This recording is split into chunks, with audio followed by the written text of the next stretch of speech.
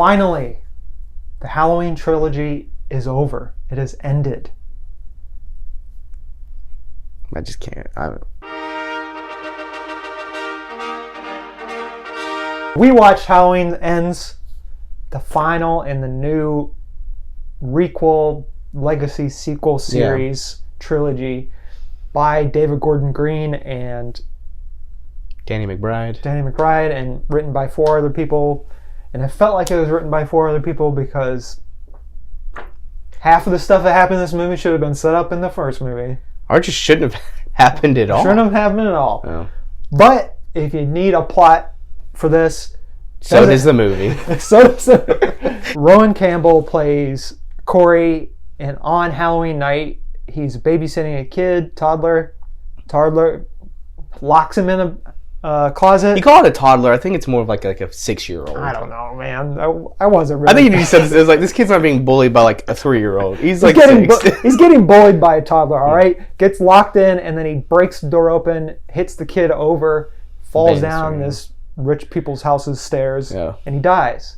And he gets off on manslaughter, and he's out a couple years later, and then the malevolent spirit known as Mike Myers, basically... Mike Myers, you know. Oh. Corey gets wrapped into his murderous spree, and then there's a murder spree.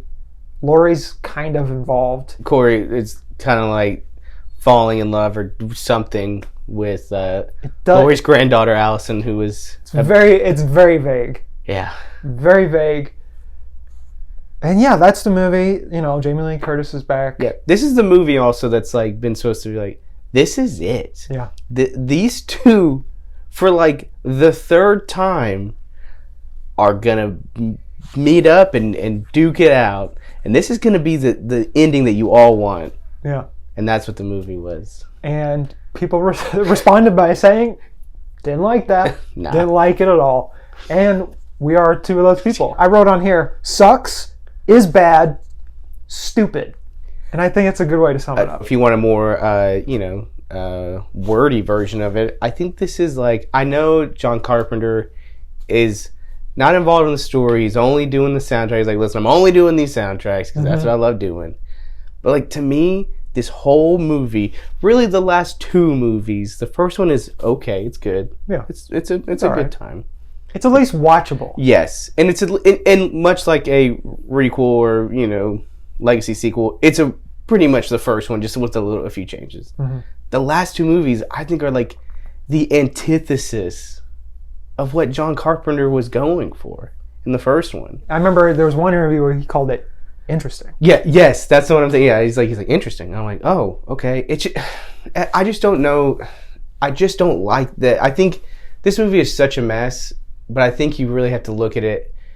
This was billed as like 3. Hey, this is 3. It's a continuous story, and for this one to be like, nah, it's like, so even if I didn't like Halloween Kills, for just the way it panned out and just how bad it was and how like meandering it was, this one is like, yeah, what if we just didn't have Michael Myers until last 15 minutes of the movie? Yeah. But it does bring up some interesting things that it does play with, but it's things they should have done in the second movie or even the first movie, where like there's a part in this movie where the town is basically mad at Laurie for bringing this dude back. Yeah. Essentially is what they're trying to say. And that's something you bring in the second movie. Yeah. But the second movie is all about like, oh, the whole town's got to chase him down and kill him. And this one there's no payoff to any of it. Well, yeah, and I think they could have shown they could have laid some foundation more in the first one of like how evil impacts people, like how evil impacts individuals, how evil impacts a community, like how it impacts just like everything that it touches. But really, the first one's like, yeah, Michael Myers isn't real. And then the second one's like, nah, he's real. And we start like that's what's infuriating about this whole series is there are things there. There are seeds planted. Like, I'm really interested in the town just turning into a mob to get this dude. I don't like how it turned out in the movie, but it's like, yeah, that even it, like people will like turn a leaf just because like one bad thing happens to some of their community. Another thing I really liked in this movie, it didn't end up being anything either, but Corey is sort of possessed by the malevolent spirit of Michael Myers. But is he though? Yes, he is, but also it doesn't explain it well enough, and it's introduced in this movie. Like they talk about it a little bit in the first and second movie, like how he's bigger than just a serial killer. But the way they go about it, everything that happens, Corey and Michael Myers having the worst fight over a mask I've seen in any movie ever. But the idea like he gets his power from killing people, that sort of thing is cool, but again, it has to be set up at the beginning. And also, I'm sorry, but like a trilogy that is so like promised to be like, no, like they're not siblings. They're like, this is like a direct follow-up of the first one, and the first one is super grounded. They promise like, hey, there's nothing supernatural about this. He's just a dude who likes to kill people. And then to be like, pretty much by the end of the second one, be like, yeah, this dude's invisible. Yeah. And then now he's like, yeah, this guy is like, he can like pass his spirit on to people. Very Cult of the Thorn, like, when this whole time they've promised like, nah, this is not like, this is real stuff. And I'm like, get out of here. I'd rather just give me all the weird cult stuff. It's kind of perplexing. It's kind of like, I've seen a lot of people use the word baffling, that like this movie for the last year has been like, this is it. They're gonna meet face to face. Use clips of Michael Myers. Spoiler, I know we're in spoilers.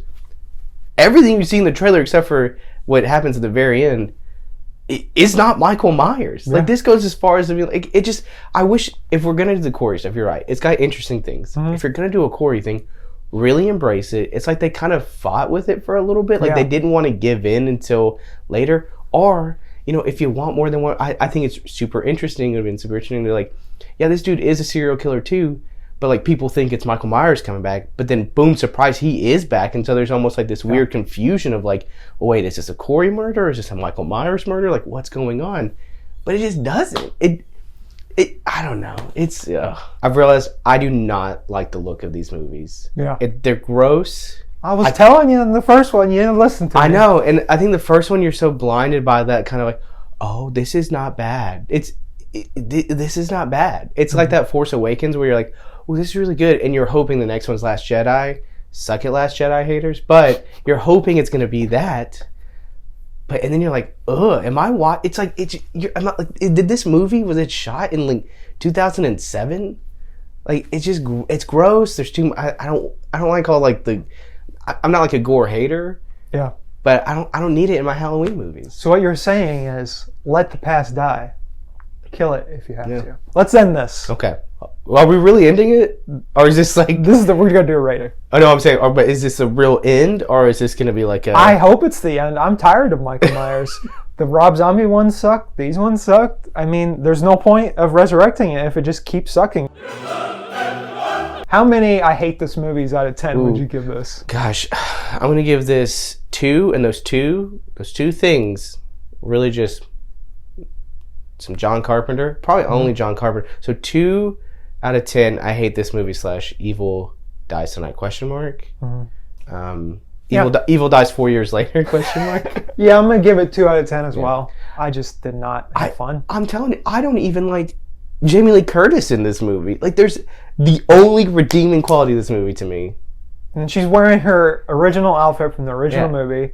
Like, doesn't even matter at that point. Honestly, I wish that we had like 3 hours to talk about this, because I would talk about how that doesn't feel like Laurie Strode. How it's just like, it doesn't make any sense. But yeah, so John Carpenter, his score with his grandson probably saved this whole franchise for me. At least there's that, you know.